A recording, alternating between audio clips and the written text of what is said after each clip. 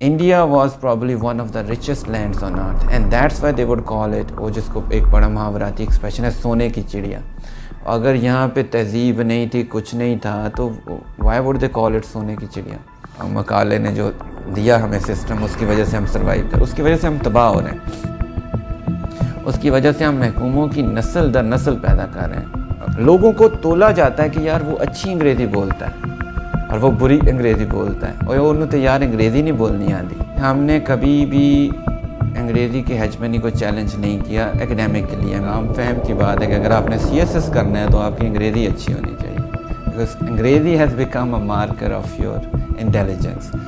Linguistic imperialism एक ऐसा phenomenon होता है जिसमें एक ज़ुबान, मे बी वो लोकल हो या फ़ॉरेन हो, कि पाकिस्तान में अगर आप देखें तो अंग्रेज़ी, इवन क्लर्क की जॉब लेने के लिए भी आपको अंग्रेज़ी में ऐसे का टेस्ट देना पड़ता है। लिंग्विस्टिक एम्पिरियलिज्म एक ऐसा फिनोमेना है जिसमें किसी ज़ुबान को इतनी सिंबॉलिक इम्पोर्टेंस मिल जाती है कि वो बाकी सारी ज़ुबानों को सुपरसीड कर जाती है। 1956 में पहली दफ़ा मैं कहा कि नेक्स्ट 10 ईयर्स में Urdu will take over English as the official language. बच्चे की इब्तदाई तालीम जो है उसकी अपनी मादरी ज़ुबान में होनी चाहिए, चाहे वो पंजाबी हो, सराइकी हो, पश्तो हो, what ever it is. Language policy का न आना, ये ना सिर्फ एक बड़ा क्लियर पॉलिटिकल फेलियर है। हम जब तक नया नॉलेज क्रिएट नहीं करेंगे तब तक हम अंग्रेज़ी की जो हेजमनी है उसको चैलेंज भी नहीं कर पाएंगे। यूरोप में चले जाएं, कितने मुल्क हैं, जर्मनी है, फ्रांस है, इन सब मुल्कों में ज़्यादातर नॉलेज जो उनकी मकामी ज़ुबान में पैदा होता है। इस बिलीफ को अपने ऊपर ओढ़ लेना कि जी अंग्रेज़ी ही वाहद ज़रिया है तरक्की का, ये मेरा ख्याल बहुत मिसप्लेस्ड है। They can be mentally colonized by their culture. So language is the biggest tool of colonizing minds. That colonization of minds is deeper than colonization of bodies, because it affects your souls. Symbolic capitalism or symbolic colonialism comes into play. And language is the biggest tool of symbolic imperialism. I'm not against English language. I'm not against English culture. I am against their supremacy, undue supremacy over us. ये colonization of mind penetrate कर जाती है हमारे रवैयों में, attitudes में, और वही रवैये हमें नॉर्मल लगना शुरू हो जाते हैं। आजकल आप देखें, the biggest business in education sector is selling English medium brand. Parents को ये लगता है उनके बच्चे इंटेलिजेंट तभी होंगे अगर इंग्लिश आएगी। बहुत से लोगों को लगता है कि अगर वो इंग्लिश ड्रेसेस पहनेंगे तो वो फैशनेबल या खूबसूरत लगेंगे। देखिए, फ़ॉरेन लैंग्वेजेस का रोल हमेशा रहता है माशरों में। ये अगर आप इसको एज ए सब्जेक्ट देखें तो ज़माना कदीम से ये जो हम तलीमी अदारे रहे हैं उनमें फ़ॉरेन लैंग्वेजेस पढ़ाई जाती रही हैं। इवन जो अरिस्टोटल का स्कूल था उसमें भी जो स्टेट्समैन ट्रेन किए जाते थे उनको उस ज़माने की फ़ॉरेन लैंग्वेजेस पढ़ाई जाती थी। तो एक शख्सी जो अहमियत है फ़ॉरेन लैंग्वेजेस की, लोगों को ग्रूम करने के लिए, उनकी पर्सनैलिटी डेवलपमेंट के लिए, उनकी प्रोफेशनल स्किल्स को शार्पन करने के लिए, वो तो अपनी जगह पे बिल्कुल मुस्तकिल है और एक पुराने ज़माने से है। जिस कॉन्टेक्स्ट में आप बात कर रहे हैं उस हवाले से फ़ॉरेन लैंग्वेजेस का रोल बड़ा क्रिटिकल होता है। इसमें ये आम तौर पर हम इसको सियासी रोल कह सकते हैं। सियासी रोल में होता ये है कि एक पावरफुल जो फ़ॉरेन लैंग्वेज है वो कंट्रोल करती है एक मुल्क के एजुकेशन सिस्टम को। अंग्रेज़ी एक ऐसी ज़बान है जिसने कंट्रोल किए रखा है दुनिया के मुख्तलिफ़ ममालिक को, जहाँ पे ख़ास तौर पर जो ब्रिटिश कॉलोनियल लेगेसी रही है। जब बरतानिया ने दुनिया के मुख्तलिफ़ मुल्कों में, एशियन और अफ्रीकन मुल्कों में कब्ज़ा किया, अपनी बराह रास्त हुकूमत कायम की, तो वो इस ज़बान को साथ लेके गए एक ख़ास प्लान के साथ। By that mean they wanted to create a second culture which was their culture within our local culture. They wanted to create a generation of Indians which could serve them well. अगर आप मुझे आम simple लफ्ज़ों में इसको explain करने की इजाज़त दें तो वो ऐसे ग़ुलामों की एक ऐसी फ़ौज तैयार करना चाहते थे जो उनकी हर हुक्म को माने और उनके हुक्म को आम आवाम तक लेके जाएं, जो उनको डायरेक्टली नहीं जानते थे, उनकी ज़ुबान को नहीं समझते थे। उन्होंने अंग्रेज़ी में इम्तहान मुकर्रर कर दिया, जिसको उस ज़माने में इंडियन सिविल सर्विस कहा गया, जो बाद में जब पाकिस्तान इंडिया अलग-अलग हुआ तो फिर इंडिया में इंडियन सर्विस और हमारे यहाँ जैसे हम जानते हैं फेडरल पब्लिक सर्विस के नाम से वो CSS कॉमनली नोन एज, और वो मुकर्रर होगा। वो आज तक वो सस्टेन कर रहा है। और हम आम फहम की बात है कि अगर आपने CSS करना है तो आपकी अंग्रेज़ी अच्छी होनी चाहिए, because Angrezi has become a marker of your intelligence. अगर आपकी अंग्रेज़ी अच्छी है, आप ऐसे अच्छा लिख लेंगे, आप बाकी सब्जेक्ट्स में अच्छा परफॉर्म कर लेंगे, तो आप एक अच्छे इंटेलिजेंट पर्सन समझे जाएंगे और उस सूरत हाल में आपको एक अच्छी नौकरी, इस मुल्क की सबसे टॉप नॉच जो जॉब्स हैं वो दे दी जाएंगी। फिनोमेना अभी मैंने आपको एक्सप्लेन किया, इसी का मजमूई तौर पे अगर हम एक लफ्ज़ एक टर्म में इसको हम एक्सप्लेन करना चाहें तो वो लिंग्विस्टिक एम्पीरियलिज़म बनती है। लिंग्विस्टिक एम्पीरियलिज़म एक ऐसा फिनोमेनन होता है जिसमें एक ज़ुबान मे बी वो लोकल हो या फ़ॉरेन हो, आजकल की दुनिया के लिहाज से वो फ़ॉरेन है, फ़ॉरेन ज़ुबान बाकी सारी ज़ुबानों को दबा देती है in educational and professional spheres. होता क्या है कि उसी ज़ुबान में जो हमारी प्रोफेशनल कम्युनिकेशन होती है, हमारी जो जॉब उसी ज़ुबान से, उस ज़ुबान को गेटवे बना दिया जाता है सारी अच्छी जॉब्स के लिए। आज के पाकिस्तान में अगर आप देखें तो अंग्रेज़ी, इवन क्लर्क की जॉब लेने के लिए भी आपको अंग्रेज़ी में ऐसे का टेस्ट देना पड़ता है। डिफरेंट जो हमारे अदारे हैं जो ये टेस्ट कंडक्ट करते हैं, जनरल एबिलिटी टेस्ट जो होता है हमारे यहाँ एकेडमिक इंस्टीट्यूशन में एंट्री के लिए, उसमें एक अच्छा खासा पोर्शन अंग्रेज़ी का है। I am not sure why an engineer would need English language to show skills in engineering, और यहीं से इसकी सिंबॉलिक इम्पोर्टेंस शुरू होती है। तो लिंग्विस्टिक एम्पीरियलिज़म एक ऐसा फिनोमेना है जिसमें किसी ज़ुबान को इतनी सिंबॉलिक इम्पोर्टेंस मिल जाती है कि वो बाकी सारी ज़ुबानों को सुपरसीड कर जाती है। और आज की दुनिया के तनाज़ुर में अंग्रेज़ी ज़ुबान ने बाकी सारी ज़ुबानों को, मकामी ज़ुबानों को सुपरसीड किया हुआ है। अंग्रेज़ी चूँकि हमारे ख़ित्ते में बहुत पावरफुल लैंग्वेज है हमारे सिस्टम में, इस लिहाज से अंग्रेज़ी का रोल बहुत बहुत इम्पॉर्टेंट है। तो this is what linguistic imperialism is कि हम मकामी ज़ुबानों को कमतर समझना शुरू कर देते हैं, और जो एक फ़ॉरेन लैंग्वेज है, पावरफुल लैंग्वेज है, एलीट की ख़ास तौर पे ब्यूरोक्रेटिक पॉलिटिकल वो ब्यूरोक्रेसी हो, पॉलिटिकल एलीट हो या सिविल मिलिट्री ब्यूरोक्रेसी हो, उसमें इस ज़ुबान को ज़्यादा अहमियत दी जाती है, जिसकी वजह से ये पावरफुल समझी जाती है। उनका मकसद एक ख़ास कल्चर, एक culture with in culture create करना था जो इंग्लिश लैंग्वेज लेड हो, और ऑब्वियसली उन्होंने इसको गेटवे बनाया to different jobs, elite jobs and to different elite circles of society. Socialising के लिए भी गोरों के साथ और उस वक्त की शाफिया के साथ आपको अंग्रेज़ी का होना ज़रूरी था। अब वो कल्चर पेनिट्रेट कर गया हमारी उस वक्त की सो कॉल्ड शाफिया में, वो उनमें जो टॉप नॉच जागीरदार भी थे, ब्यूरोक्रेट्स भी थे, और दोनों सिविल और मिलिट्री ब्यूरोक्रेसी इसमें दोनों इकट्ठे थे। अब जब वो कॉलोनियल जो डायरेक्ट कॉलोनियलिज़म थी वो ख़त्म हो गई, यानी हमें आज़ादी मिल गई 1947 में, उसके बाद तो हमारे पास इख्तियार था कि हम अपनी जो मकामी ज़ुबानें हैं, ख़ास तौर पे हमने तो पाकिस्तान में एक नेशनल लैंग्वेज उर्दू इंट्रोड्यूस करवाई, उसको ऑफिशियल स्टेटस भी दिया, तो उसको प्रमोट किया जाना चाहिए था। लेकिन मैं ये बड़े अफसोस से आपसे शेयर करता हूँ कि मुझे ये कहने में शायद कोई किसी दलील की भी अब ज़रूरत नहीं, कि इतना ओपन फैक्ट है कि हमारी शराफिया ने इस ज़ुबान को नहीं छोड़ा, उर्दू को, इंग्लिश को, सॉरी, उर्दू को बार बार ये रेटरिक हमें सुनाया गया कि Urdu will take over English as an official language in real sense, और जो पब्लिक स्फीयर्स में, सोशल स्फीयर्स में, ऑफिशियल कम्युनिकेशन में उर्दू को ही राइज किया जाएगा।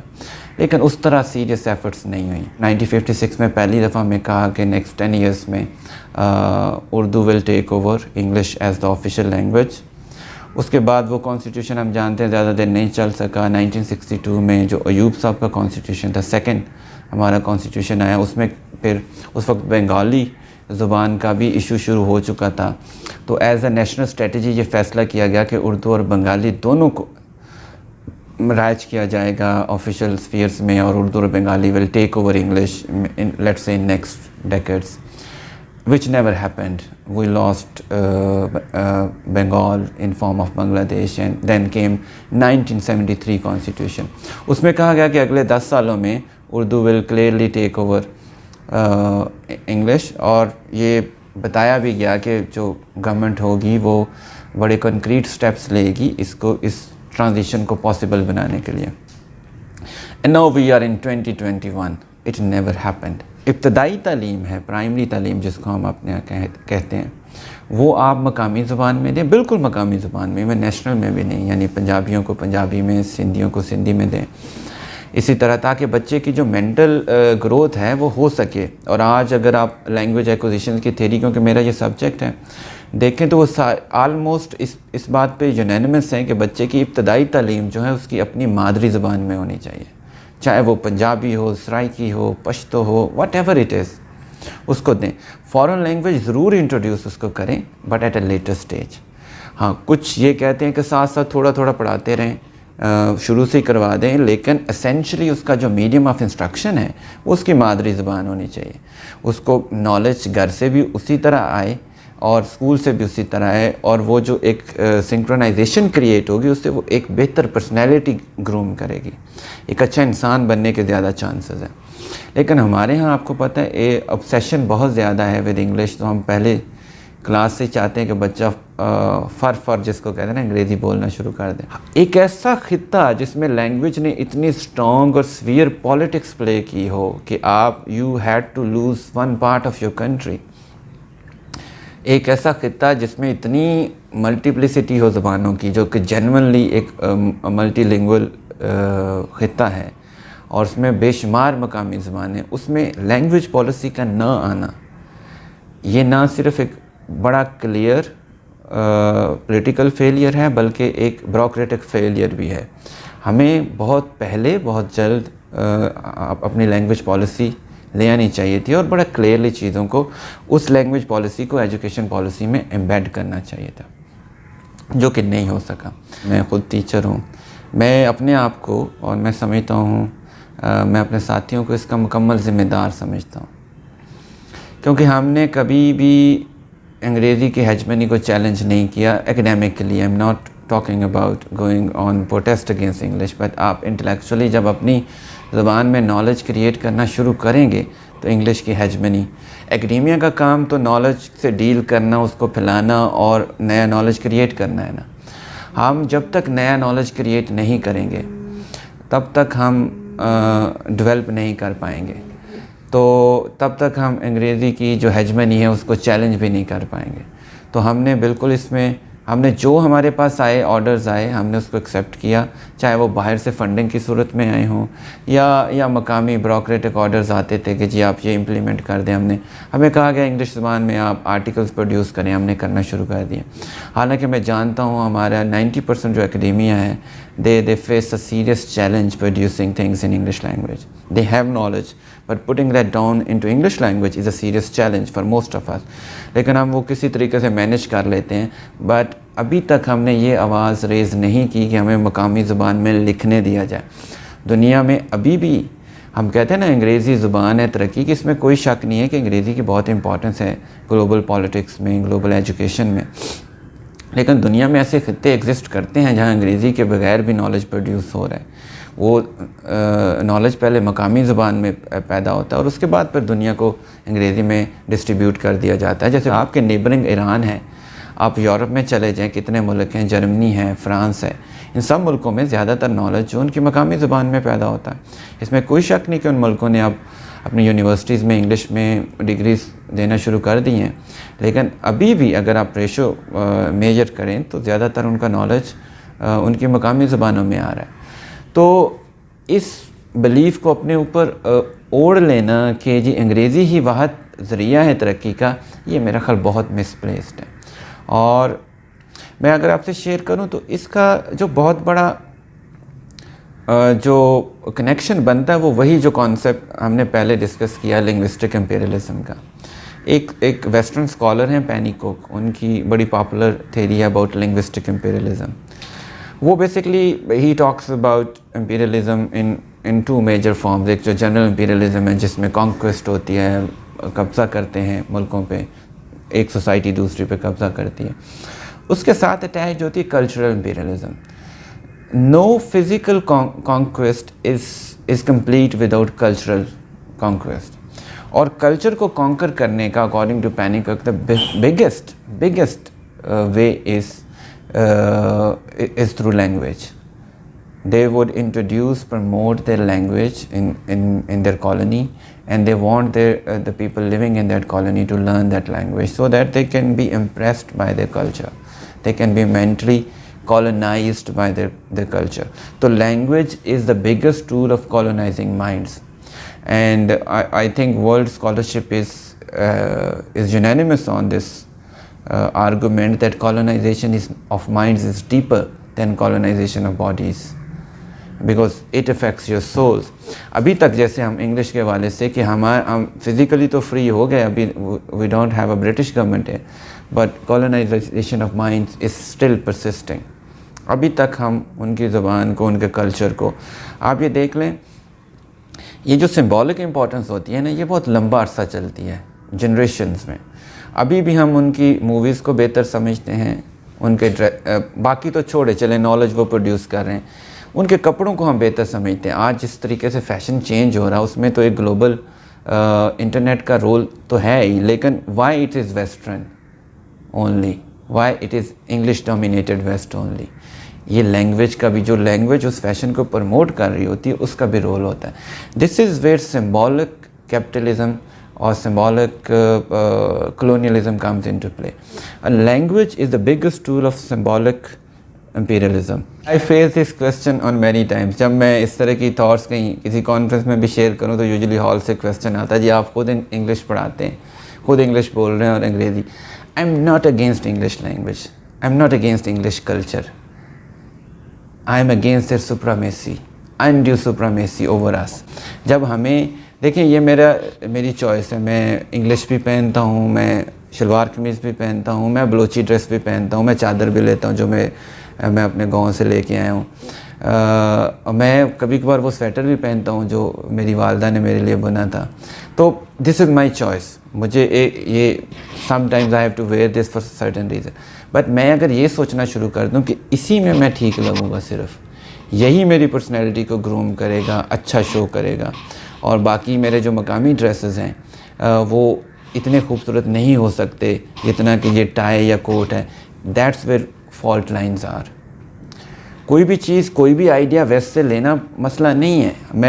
हमारे कल्चर की ये एक समझ लें कि एक कन्फ्यूजन है कि हम ओवर सिंप्लीफाइड लेते हैं आइडियाज़, कि अंग्रेज़ी के अगर आप ड्यू प्लेस लेने की बात करें तो आप शायद अंग्रेज़ी के ख़िलाफ़ बोलें। नो, मेरा देखें ये सब्जेक्ट है, मैं पढ़ाता हूँ बाय लक और अदरवाइज़, लेकिन ये है कि and I love this language as a subject. I love to speak this language when I have to meet people from other countries. I did my degree in a foreign country which was English speaking country from UK. So I have no issues with this language. मेरा issue intellectual भी और personal भी, social भी ये है कि जब मुझे ये कहा जाता है कि तुम्हारी ज़ुबान जो पंजाबी है वो इतनी अच्छी नहीं है जितनी अंग्रेज़ी ज़ुबान है। आपको एक मशहूर वाक़या याद होगा, मेरा ख्याल 2-3 साल पुरानी बात है, कि एक स्कूल ने, मकामी स्कूल ने ये अपने नोटिस बोर्ड पे ये नोटिफिकेशन लगाया कि all foul languages including Punjabi are prohibited here. That's where my problem begins. So and that's where the real devil lies. जब ये कॉलोनाइजेशन ऑफ माइंड पेनिट्रेट कर जाती है हमारे रवैयों में, एटीट्यूड्स में, और वही रवैये हमें नॉर्मल लगना शुरू हो जाते हैं। आजकल आप देखें, the biggest business in education sector is selling English medium brand. The more English medium you are, the better fee you charge and the more esteem you get in the society. जित लोगों को तोला जाता है कि यार वो अच्छी अंग्रेज़ी बोलता है और वो बुरी अंग्रेज़ी बोलता है, और उन्होंने तो यार अंग्रेज़ी नहीं बोलनी आती, please allow me to speak in Punjabi. तो this is how we measure people. मेरा कंसर्न जो as a teacher, as somehow I'm still learning things, as a learner, ये है कि मुझे मेरी अंग्रेज़ी पे क्लास में परखा जाए, क्योंकि मैं अंग्रेज़ी का उस्ताद हूँ, लेकिन फ़िज़िक्स के उस्ताद को अंग्रेज़ी के मयार पे ना परखा जाए। और मुझे भी माशरे में जब मैं लोगों से इंटरेक्ट करता हूँ, मुझे मेरी अंग्रेज़ी पे परखा ना जाए। दैट्स वेयर प्रॉब्लम इज़, ना मेरे अंग्रेज़ी या देसी ड्रेस पे परखा जाए। This is what symbolic importance is. एक शुरू होती है अंग्रेज़ी या किसी भी ज़ुबान को, कॉलोनियल ज़ुबान को अडॉप्ट करने से, फिर ये रवैयों में पेनिट्रेट करती जाती है, and with generations is become so deep कि हमें लगता है कि यही reality which is the phenomena with us. अब पेरेंट्स को लगता है, पेरेंट्स जिनके पास, और पंजाबी कहते हैं जैसे कोई चार पैसे हों, वो ये ढूंढता फिरता है कि कौन सा अच्छा इंग्लिश मीडियम स्कूल है। आप उन्हें कहें ना मकामी ज़ुबान में वो पढ़ाते हैं, वो कभी भी उधर नहीं जाएंगे, वो आधी फ़ी भी देने को तैयार नहीं, लेकिन इंग्लिश मीडियम को वो बहुत ज़्यादा पैसे देने को भी तैयार हो जाएंगे। तो पेरेंट्स को ये लगता है उनके बच्चे इंटेलिजेंट तभी होंगे अगर इंग्लिश आएगी। बहुत से लोगों को लगता है कि अगर वो इंग्लिश ड्रेसेस पहनेंगे तो वो फैशनेबल या खूबसूरत लगेंगे। लोग समझते हैं कि जो वहाँ से चीज़ें आती हैं, प्रोडक्ट्स आती हैं, वही सही होती हैं। तो ये वाला जो माइंडसेट है, दैट्स द प्रॉब्लम। बाज़ वक़्त ये डिस्कस करते हैं कि हमने बहुत कॉलोनियलिज़म को क्रिटिसाइज़ कर लिया। लोग, स्टूडेंट भी बाज़ वक़्त बड़ा अच्छा क्वेश्चन पूछते हैं इसी तरह का, और हम बड़े खुश, मैं पर्सनली बहुत खुश होता हूँ कि वे आउट क्या है हमारे पास, जो आपने फरमाया वे आउट। देखें, इस तरह की जो चेंज होती है वो हमेशा मकालमे से, नैरेटिव से या डायलॉग से शुरू होती है। हमारे पास जितनी थेरीज़ हैं वो वेस्ट की हैं, जिनको हमने ट्विस्ट किया हुआ है किसी न किसी लिहाज से, या वेस्ट की थेरीज़ को हम यहाँ इम्प्लीमेंट करते रहते हैं हम अपनी सोशियोलॉजी पे, अपनी लैंग्वेजेस पे, which is ridiculous for me to be honest.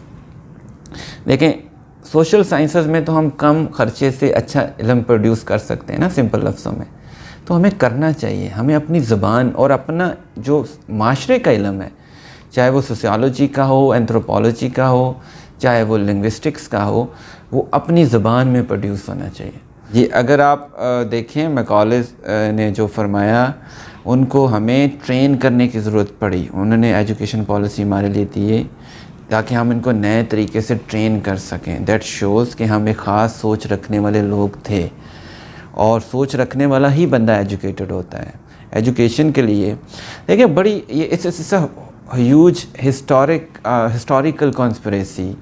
जो कॉन्करर होता है ना, वो दुनिया, उसकी कोशिश होती है कि जो उसके महकूम हैं वो उसके सोच का हर अंदाज़ उसके तरीके से हो। उन्होंने हमें बड़े तरीके से महकूम किया और ये रियलाइज़ करवाया कि हम आपको दे रहे हैं वही बेहतर है।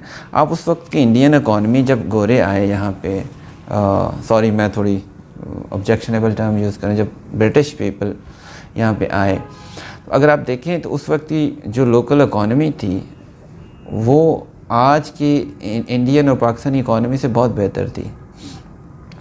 थोड़ा सा पीछे चले जाएं हम, तो वो मुग़ल एरा का डाउनफॉल था, उससे थोड़ा पीछे चले जाएं तो India was probably one of the richest lands on earth. कुछ लोग तो ये क्लेम करते हैं, और आजकल इसके बारे में बहुत लिटरेचर अवेलेबल है।